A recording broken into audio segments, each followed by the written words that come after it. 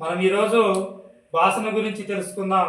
3వ తరగతి తెలుగులోని భాషను గురించి తెలుసుకుందాము.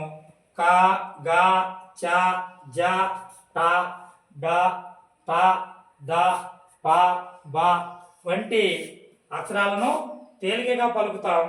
ఇట్లాగా తేలికగా పలికే అక్షరాలని అల్ప ప్రాణాక్షరాలని అంటారు. అదేవిధంగా ఒత్తిపట్టి పలుకుతాం.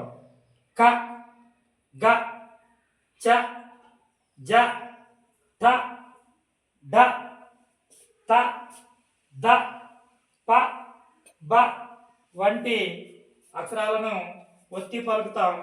ఇట్లా పలికే వాటిని మహాప్రాణాక్షరాలని అంటారు. ఇప్పుడు చెప్పండి.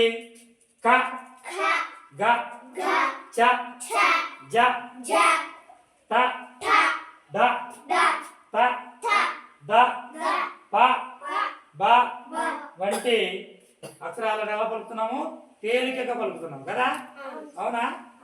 కానీ ఇక్కడికి వస్తే వీటన్నిటికీ ఒత్తుట కింద క, గ, చ, జ, ట, డ, థ, ద, ప, బ ఇలాగా ఒత్తిపట్టి పలికే అక్షరాలని మహాప్రాణాక్షరాలని అంటారు. గుర్తుంటుందా?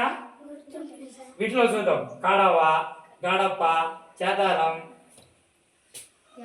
జడ, టమాట, మడత, తల,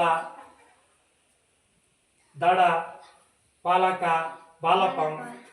ఇక్కడికి వచ్చేస్తే ఖడ్గం, కరం, ఘటన, పించం, జశం, కంఠం, ధంక, కథ, ధనం, ఫలం, భజన ఇలా ఒత్తి పలుకుతున్నాం కదా.